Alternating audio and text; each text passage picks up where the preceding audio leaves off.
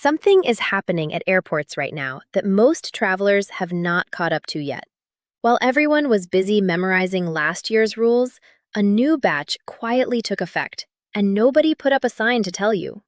If the last time you checked airport policy was before this year, you are flying on outdated information, and the delays, denied boardings, and surprise fees waiting for you on your next trip will feel completely random.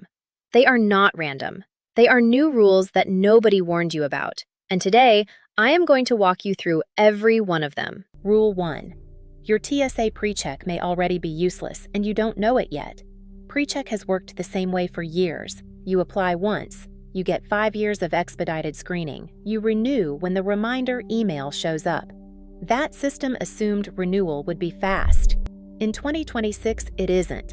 Online renewal has been restricted for a growing number of members, pushing them into in-person renewal appointments, and those appointment slots at enrollment centers are now booked out as far as 2 to 3 months in many cities. A 59-year-old teacher from Denver assumed her PreCheck was still active because her card hadn't physically expired. It had lapsed online 3 weeks earlier without her noticing. She stood in the standard security line for the first time in 6 years, belt off, laptop out, shoes off, watching the PreCheck line move past her like a highlight reel of a life she used to have. Here's your action plan, and the single fastest fix that costs you nothing is checking your expiration date tonight, not the week before your flight. Log into your trusted traveler account directly, confirm your status is active, and if it's set to expire within 4 months, book your renewal appointment today. Do not wait for the reminder email. Assume it won't come in time. Rule 2. Facial recognition boarding is now the default, and opting out takes longer than it used to. Airports have used facial recognition at select gates for a few years, mostly quietly, mostly opt-in feeling even when it technically wasn't. In 2026, more major hubs flipped it to default on, meaning the camera scans your face automatically as you approach the gate, and you have to actively speak up if you want a human agent to check your ID and boarding pass the old-fashioned way. Most travelers don't realize opting out is still their right because nothing at the gate tells you that. A 67-year-old man from Tennessee didn't want his face scanned and said so at the counter. The agent was polite, but the manual verification queue had one person working it, and he waited 19 minutes while the facial recognition line moved in seconds. Your action plan: know before you go. If you're comfortable with the scan, it's genuinely fast.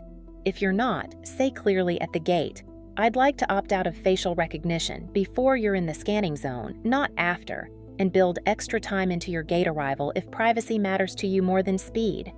And here's the part that makes Rule 1 sting more than it should. Because PreCheck lapses quietly, plenty of travelers don't find out until they're already standing in the standard line watching their flight's boarding time creep closer. The system isn't designed to warn you loudly. It's designed to assume you're paying attention, which, if we're honest, most of us are not doing for a 5-year-old membership card sitting in a drawer. Rule 3.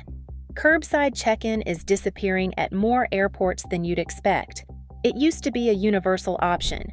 Pull up, hand your bag to a skycap, skip the inside counter entirely. In 2026, a growing number of airports have quietly scaled it back or attached new restrictions, some requiring ID verification curbside that used to happen only inside. Others cutting curbside service entirely during peak hours to manage staffing. A 64-year-old woman from Michigan planned her entire arrival time around dropping her bag curbside like she always had. The service had been suspended that morning for a staffing shortage, and she had to drag 2 suitcases through the terminal with 40 minutes left before her flight. I'll be honest, this one caught me off guard personally because I'd built years of habit around curbside being a guarantee, not a maybe. Your action plan. Call the airline or check the airport's website the morning of your flight if you're relying on curbside. Treat it as a bonus, never a plan. Build in enough time to check in inside the terminal if curbside isn't available. Rule 4. Gate changes are happening faster and more often, and they're not always announced over the speaker anymore.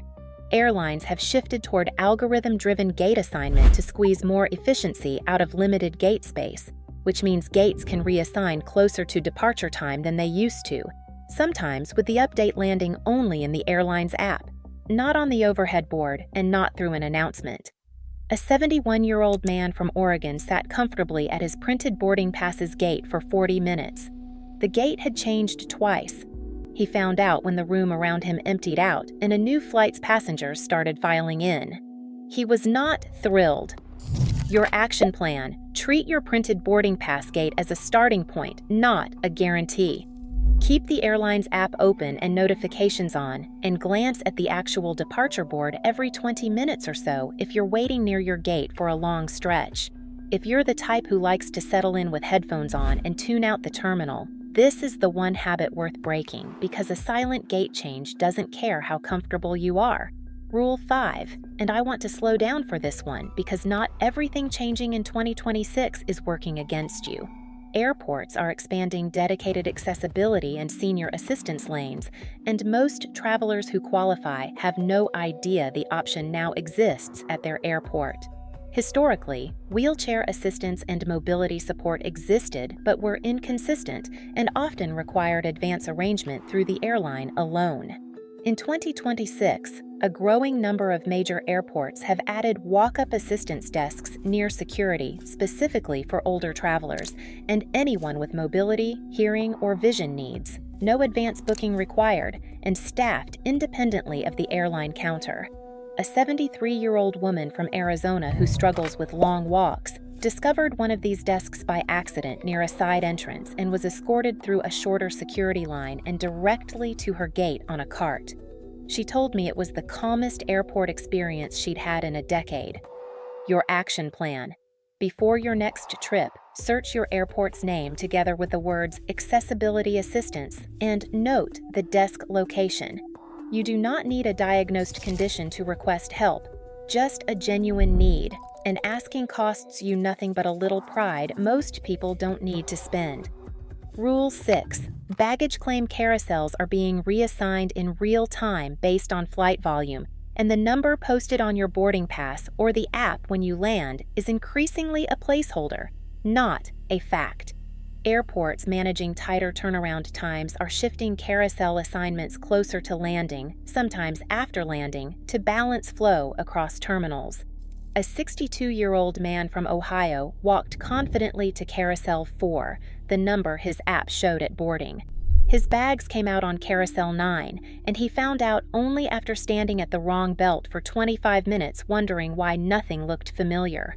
Your action plan. Check the physical monitors and baggage claim the moment you land, not the number your app showed you hours earlier. If your gate has a screen, glance at it on your way out instead of trusting the number you memorized before takeoff. Here's the truth underneath all 6 of these. None of them were designed to trap you. They're the byproduct of airports and airlines automating things that used to involve a human telling you what to do, and automation doesn't announce itself. It just quietly changes the rules and expects you to keep up. Your job before your next flight is simple. Check your PreCheck status tonight. Know your right to opt out of facial recognition. Don't count on Curbside. Watch the actual departure board, not just your printed gate. Look up your airport's accessibility desk if you could use the help. And trust the carousel monitor over your app the second you land. 2026 didn't make airports harder on purpose. It just stopped explaining itself. That's exactly why we cover this every single time here at Senior Travels. Fly informed and none of it catches you off guard.